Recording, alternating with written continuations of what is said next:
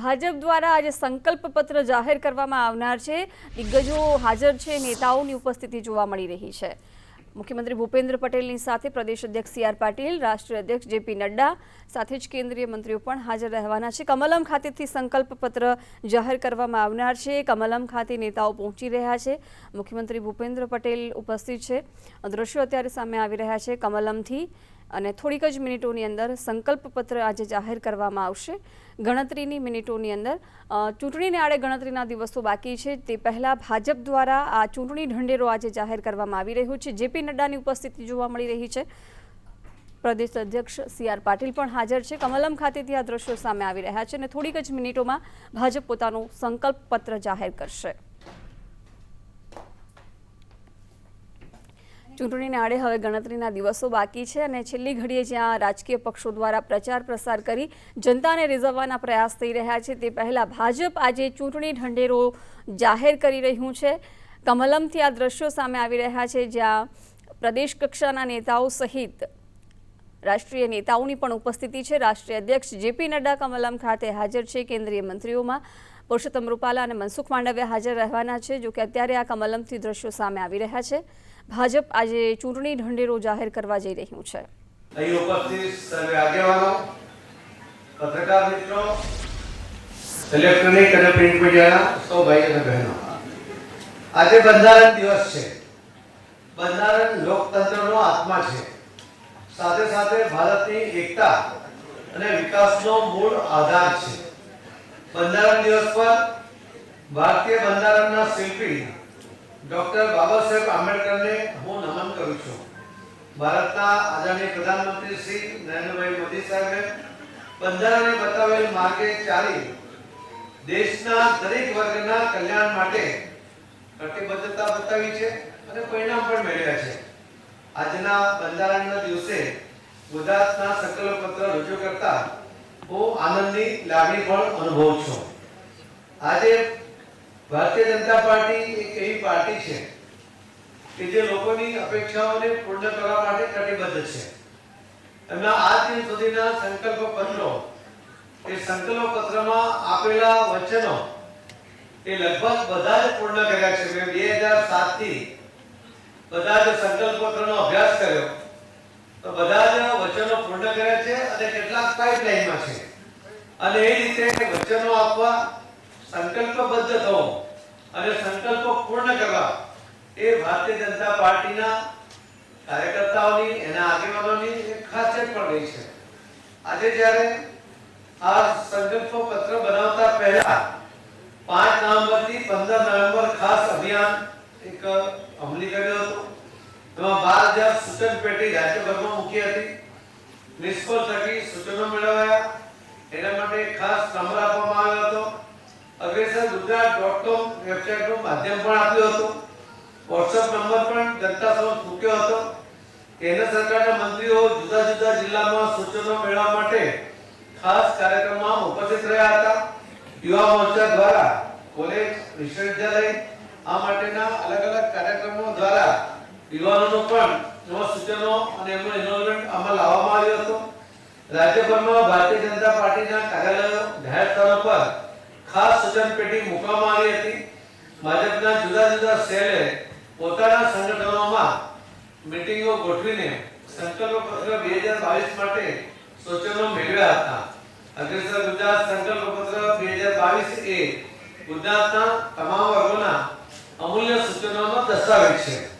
અગ્રેસર ગુજરાત અભિયાન થકી મેળવેલ સૂચનો એ લાખોની સંખ્યામાં જાય છે। એનો અર્થ એ થાય છે કે ભારતીય જનતા પાર્ટીમાં ગુજરાતના સૌ મતદાતા ભાઈ બહેનોને વિશ્વાસ છે અને એટલા જ માટે આ સંકલ્પ પત્રમાં એમણે પોતાના સૂચનો પણ આપ્યા છે અને એના દ્વારા ગુજરાતના વિકાસમાં આગળ વધવા માટેની એમણે એક દિશા પણ આપી છે। સંકલ્પ પત્ર 2022 સમિતિ સમાજ જીવનના સૂચનો એકત્ર કરી તૈયાર કરાયેલ સંકલ્પ પત્ર 2022 ભાજપ આપની સમક્ષ લઈને આવી છે। માનનીય રાષ્ટ્રીય અધ્યક્ષ જેપી નડ્ડા સાહેબ, ગુજરાતની જનતા પ્રત્યેની અમારી જવાબદારી, કટિબદ્ધતા વ્યક્ત કરતું સંકલ્પ પત્ર 2022 આપ સૌની સમક્ષ રજૂ કરશે। ગુજરાતના સૌ ભાઈ બહેનો ગુજરાતની શાંતિ, સમૃદ્ધિ, ભવ્યતા, દિવ્યતા અને વિકાસની ગતિને વધારે કમળના નિશાનને પુનઃ સમર્થન આપશે તેવી આશા વ્યક્ત કરીશું. આપ સૌના સાથ અને સહકારની અપેક્ષા સાથે હું આદરણીય રાષ્ટ્રીય અધ્યક્ષ આદરણીય શ્રી જેપી નડ્ડા સાહેબને વિનંતી કરું છું કે સંકલ્પ પત્રનું વિમોચન કરે. ધન્યવાદ. જય જય ગણેશ ગુજરાત. પ્રાર્થના કરીએ.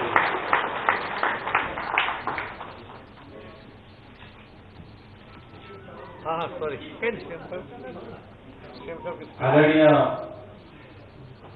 મુખ્યમંત્રી શ્રીની સંબોધન પછી આપણે આદરણીય મુખ્યમંત્રી શ્રીને વિનંતી કરું.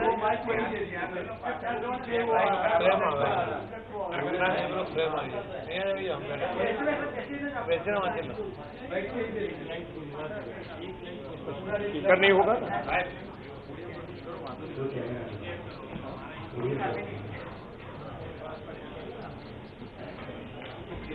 भारत माता की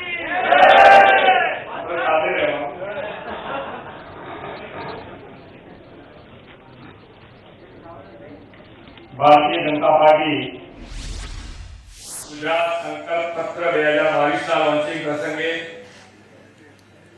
अपनी सौनी साथे मंच पर उपस्थित काश्मीर की कन्याकुमारी और कच्छ की कटक सुधी भारतीय जनता पार्टी में व्याप पधारना विश्वની સૌથી મોટી રાજકીય પાર્ટીના યશસ્વી રાષ્ટ્રીય અધ્યક્ષ શ્રી જેપી નડ્ડાજી, પ્રદેશના યશસ્વી અધ્યક્ષ અને નવસારીના સાંસદ શ્રી સી.આર. પાટીલજી, સંગઠનના સૌ પદાધિકારીશ્રીઓ, પ્રેસ મીડિયાના મિત્રો, આપ સૌને નમસ્કાર. આપ સૌને સંવિધાન દિવસની શુભકામનાઓ પાઠવું છું. 24 નવેમ્બર 1944 ના રોજ ડોક્ટર બાબા સાહેબ આંબેડકરજી દ્વારા બંધારણ સભા દ્વારા તૈયાર કરવામાં આવેલું અને તત્કાલીન રાષ્ટ્રપતિ શ્રી ડોક્ટર રાજેન્દ્ર પ્રસાદ દ્વારા અંગીકૃત કરવામાં સંવિધાન આપ્યું. આજે ગુજરાતના સૌ ભાઈઓ બહેનો સમક્ષ અગ્રેસર ગુજરાત સંકલ્પ પત્ર 2022 માન્ય જેપી નડ્ડાજી, સી.આર. પાટીલજી અને સંકલ્પ પત્ર સમિતિના સૌ સભ્યોની ઉપસ્થિતિમાં પ્રજા સમક્ષ રજૂ થઈ રહ્યું છે. ગુજરાતની જનતાએ ભાજપને અપ્રગમ સ્નેહ, સહકાર અને સમર્થન આપ્યા છે અને 2 દશકાથી સતત આપતી રહી છે. ભારતીય જનતા પાર્ટીનો આ સંકલ્પ પત્ર એ બીજા લોકોની જેમ માત્ર ચૂંટણીલક્ષી વચનો આપવાનું ઘોષણાપત્ર નથી. આવનાર 5 વર્ષમાં ગુજરાતની સુદીર્ઘ, સુઆયોજિત વૈશ્વિક વિકાસ યાત્રાનો દસ્તાવેજ છે. આપણે આદરણીય શ્રી નરેન્દ્રભાઈના નેતૃત્વમાં પાછલા 2 દાયકાથી જનસેવાને જ સાધના બનાવી ગુજરાતના ખૂણે ખૂણે વિકાસ કર્યો છે. હવે એ વિકાસ યાત્રાને વધુ વેગવાન બનાવી છે.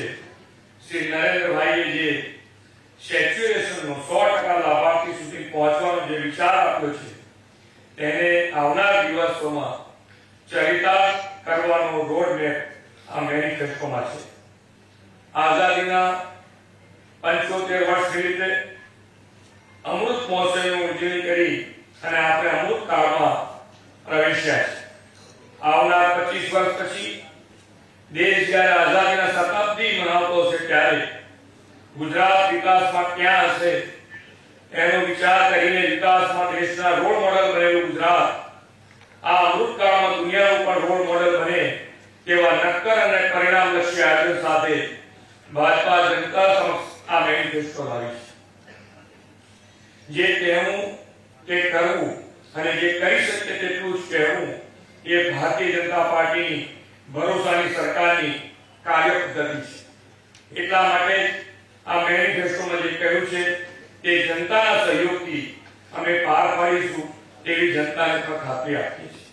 ભારતીય જનતા પાર્ટી પાસે પંડિત દીનદયાળ, શ્યામા પ્રસાદ મુખર્જી અને અટલ બિહારી જેવા દિગ્ગજ વરિષ્ઠ वडीलों की प्रेरणा है। पथ का अंतिम लक्ष्य नहीं, सिंहासन चढ़ते जाना, सब समाज को लिए साथ में आगे है बढ़ते जाना, ये सद्भावना है। नरेंद्र भाई આગળ વિકાસની રાજનીતિ અને સૌનો સાથ, સૌનો વિકાસ, સૌનો વિશ્વાસ અને સૌના પ્રયાસનો કાર્ય મંત્ર પણ છે। આપણા સૌના હિતચિંતક આદરણીય શ્રી અમિતભાઈ, રાષ્ટ્રીય અધ્યક્ષ શ્રી જેપી નડ્ડાજી, પ્રદેશ પ્રમુખ શ્રી આર પાટીલજી પણ મેનિફેસ્ટો તૈયાર કરવામાં સતત માર્ગદર્શન મળ્યું છે। આપણે સૌ ગૌરવ લઈ શકીએ કે ગુજરાત આજે સમગ્ર દેશનું ગ્રોથ એન્જિન બન્યું છે। રાજ્યમાં એવું કોઈ ક્ષેત્ર નથી જ્યાં ભાજપની સરકારે સેવા અને સુવિધા ન પહોંચાડી। ગુજરાત આજે વડાપ્રધાન શ્રી નરેન્દ્રભાઈ મોદીના પરિશ્રમ અને માર્ગદર્શનને પરિણામે આજે ગુજરાત ગવર્નન્સ અને ડેવલપમેન્ટના તમામ માપદંડોમાં રાષ્ટ્રમાં અગ્રેસર છે। સમગ્ર દેશમાં રોજગારી આપવામાં ગુજરાત નંબર 1 છે, તો ગુજરાત સમગ્ર સ્ટાર્ટઅપ અત્યાર સુધી પ્રથમ નંબરે રહ્યું છે।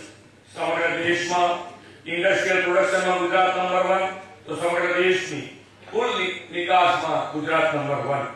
ગુજરાત ગુડ ગવર્નન્સ ઇન્ડેક્સમાં સમગ્ર દેશમાં નંબર 1, લીસ્ટ લોજિસ્ટિક ઇઝ એક્રોસ ડિફરન્ટ સ્ટેટમાં Gujarat number 1, climate change and energy ઇન્ડેક્સમાં ગુજરાત નંબર 1, તો કોમ્પોઝિટ મેનેજમેન્ટ ઇન્ડેક્સમાં ગુજરાત નંબર 1।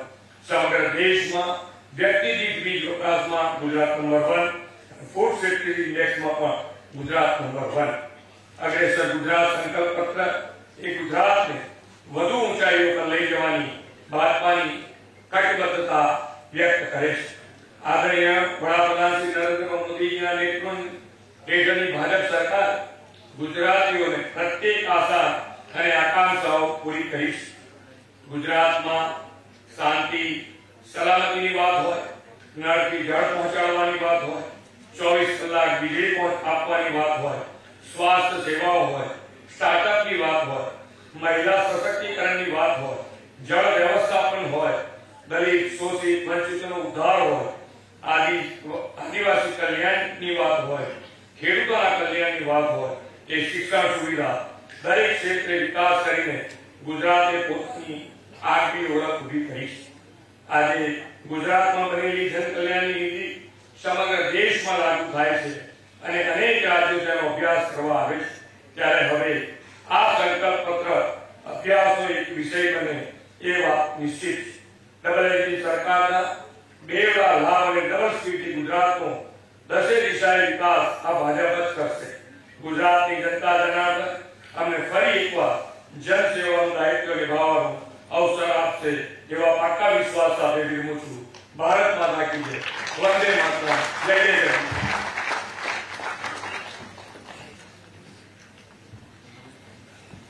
ખૂબ ખૂબ આભાર આદરણીય મુખ્યમંત્રીશ્રીનો। હવે હું આદરણીય રાષ્ટ્રીય અધ્યક્ષ શ્રી જેપી નડ્ડા સાહેબ, આદરણીય મુખ્યમંત્રીશ્રી અને સી આર પાટીલ સાહેબને વિનંતી કરીશ કે સંકલ્પ પત્ર 2022 ને ગુજરાતની જનતાની સમક્ષ મૂકે।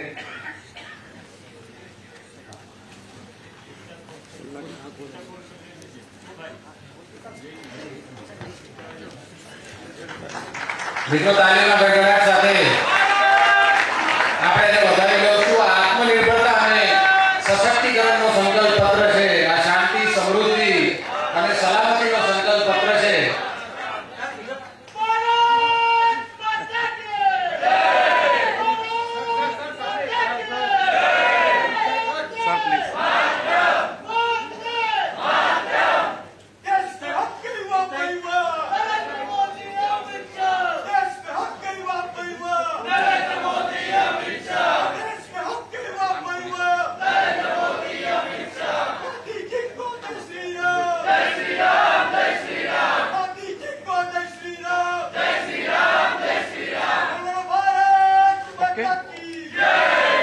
હું આદરણીય રાષ્ટ્રીય અધ્યક્ષ શ્રી જેપી નડ્ડા સાહેબને વિનંતી કરું કે મેનિફેસ્ટો સંકલ્પ પત્ર 2022 વિશે આપણને વિસ્તૃત જાણકારી।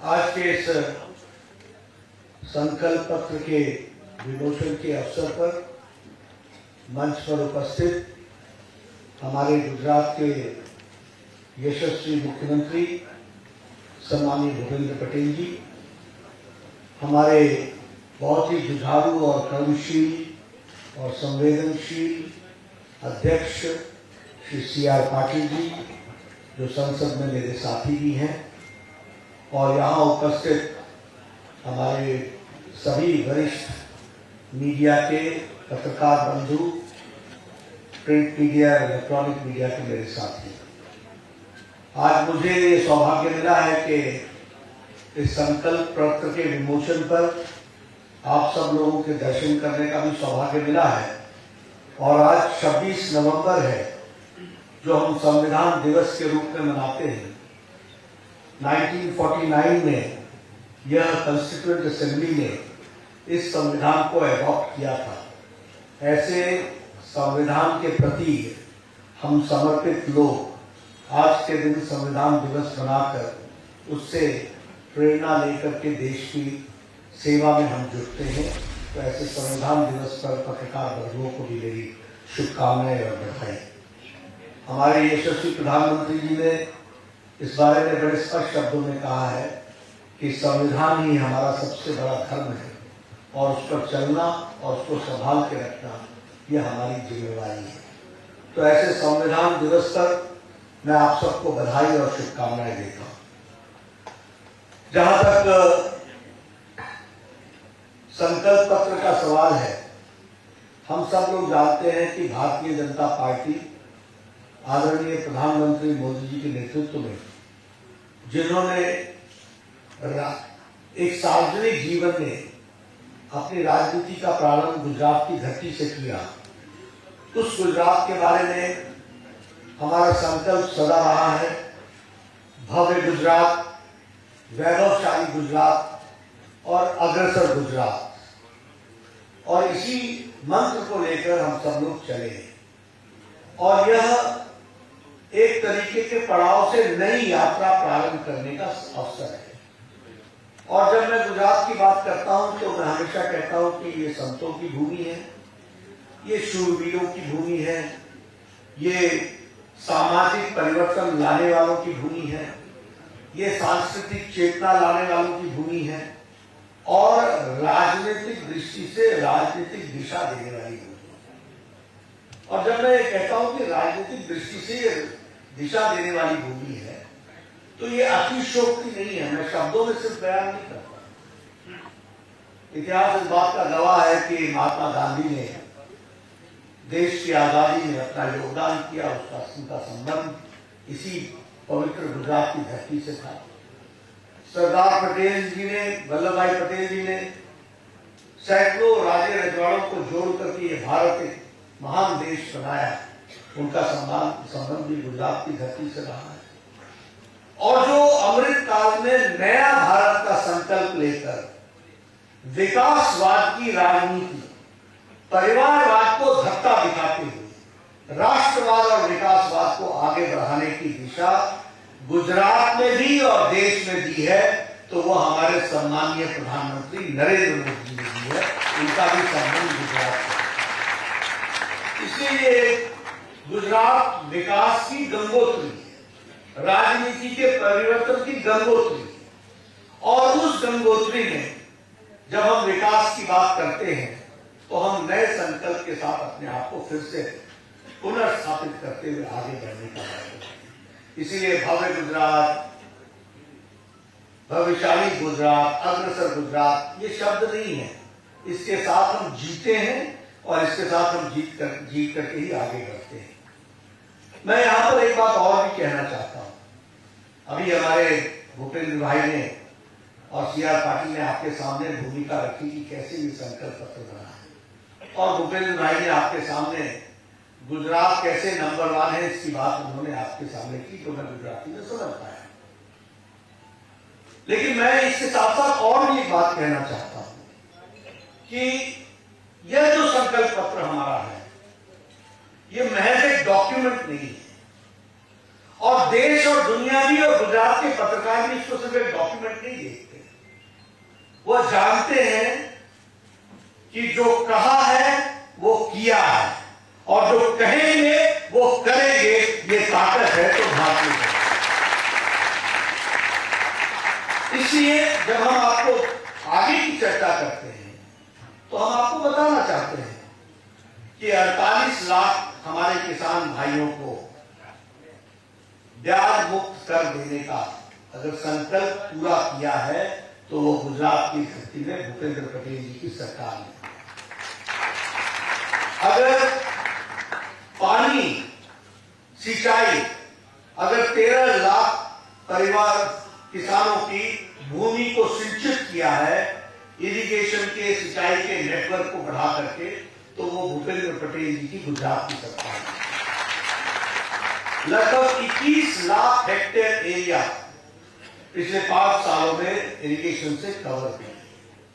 सौनी योजना में 1126 किलोमीटर की 4 पाइपलाइनों की नेटवर्क बिछा करके 10 लाख एकड़ की भूमि को सिंचित किया है। ये देखिए, मैं आंकड़े रख रहा हूं आपके सामने। ये बताता है कि we are a responsive and a responsible political party and that is how we say. अगर मैं एजुकेशन की बात करूं तो मैं कहना चाहूंगा कि 1,85,000 शिक्षकों को भर्ती करके ज्ञानपुंज प्रोजेक्ट के तहत 1,609 गवर्नमेंट प्राइमरी स्कूल के इंटरैक्टिव क्लासरूम को स्थापित किया है गुजरात की सरकार। अगर मैं कहूं एक्सपेंशन की बात तो नई यूनिवर्सिटीज 19 नई यूनिवर्सिटीज बनी है गुजरात। अगर मैं बात करूं पॉलिसी ड्रिवन इंडस्ट्रियल डेवलपमेंट की, औद्योगिक विकास की, अगर मैं बात करूं नीतिगत तरीके से उसको आगे बढ़ाने का काम किया है, तो आपको जानकर के खुशी होगी, जिसको गुजराती में हमारे मुख्यमंत्री जी कह रहे थे, 37% फॉरेन डायरेक्ट इन्वेस्टमेंट गुजरात की धरती पर आ रहा है और अगला डेस्टिनेशन मैक्सिमम अगर लेगा तो वो गुजरात है। उसी तरीके से जो इंडेक्स है प्रिपेयर्डनेस की, उसमें गुजरात नंबर 1 है। एक्सपोर्ट पॉलिसी में गुजरात नंबर 1 है। कोऑपरेटिव पॉलिसी नई बनी है, इंफॉर्मेशन टेक्नोलॉजी बनी है, बायोटेक्नोलॉजी पॉलिसी बनी है। ये सब कुछ यही हुआ है। और एक बात और भी कहूंगा कि ह्यूमन डिग्निटी के लिए अगर काम हुआ है, मानव की इज्जत के दृष्टि से भी अगर काम हुआ है, तो इज्जत घर बनाने का काम 33-33.5 लाख इज्जत घर बना करके महिलाओं को इज्जत देने का काम हुआ। तो हम देखिए नए आयाम साबित करें। 100% पाइप, हर घर जल, हर घर नल, इसको गुजरात ने करके दिया है। इसके लिए भी मैं बधाई देना चाहता हूं। लेकिन मैं पत्रकार मित्रों से एक बात और कहना चाहता हूं, क्योंकि इसकी देखिए हमको समझना होगा कहने वाले और करने वालों का अंतर क्या होता है। इसलिए मैं ये भी कहना चाहूंगा कि जो कहा था वो किया है, लेकिन जो नहीं कहा था वो भी करके दिया है। ये हमारी खासियत है। हमने कब कहा था कि आपको हम ग्रीनफील्ड एयरपोर्ट राजकोट को देंगे, लेकिन हमने दिया, प्रधानमंत्री जी ने दिया, नरेंद्र मोदी जी ने दिया, और आज वो तैयार होकर के अब वो समर्पित होने वाला है। हमने कब कहा था कि वर्ल्ड हेल्थ ऑर्गेनाइजेशन का ग्लोबल ट्रेडिशनल मेडिसिन का सेंटर जामनगर में खोलेंगे। और एक बात सुन लीजिए, दुनिया का, मैं पूर्व स्वास्थ्य मंत्री बोल रहा हूं, दुनिया का पहला एक्सपेरिमेंट वर्ल्ड हेल्थ ऑर्गेनाइजेशन कर रहा है, तो वो भी गुजरात की धरती पर ट्रेडिशनल मेडिसिन के लिए आगे बढ़ रहा है। तो हमने कब कहा था कि हम ये खोलेंगे, लेकिन प्रधानमंत्री मोदी जी ने एक तो इस कॉन्सेप्ट को, जब हम कहते हैं कि कॉम्प्रिहेंसिव हेल्थ केयर, जब हम कहते हैं कि सारे हेल्थ केयर को एक साथ जोड़कर देखने की जरूरत है, ट्रेडिशनल हेल्थ केयर को आगे बढ़ाने की जरूरत है, तो उसको, इस कॉन्सेप्ट को वर्ल्ड हेल्थ ऑर्गेनाइजेशन ने भी रिकॉग्नाइज किया और वह जामनगर में खुल रहा है। यह भी हम आपको बताना चाहते हैं। हमने कभी कहा था कि एम्स हम राजकोट में खोलेंगे, लेकिन 1100 करोड़ रुपए का all India institute of medical sciences Saurashtra की धरती पर आज तैयार हो रहा है और वह भी समर्पित हो जाएगा। ओपीडी शुरू हो गई है, कुछ समय में आईपीडी भी शुरू हो जाएगी। यहां मैं एक बात और भी कहना चाहता हूं, हम ही हैं जिन्होंने, आदरणीय प्रधानमंत्री जी ने आयुष्मान भारत में 5 लाख रुपए का हेल्थ कवर दिया। ये हमारी ही सरकार है जो मुख्यमंत्री अमृतम योजना के तहत जो बचे हुए लोग हैं उनको हेल्थ कवरेज दिया है। और अब पार्टी ये निर्णय करती है कि आयुष्मान भारत के तहत जो 5 लाख रुपए का हेल्थ कवर मिल रहा है वह नीड बेस्ड 10 लाख रुपए का हेल्थ कवर है।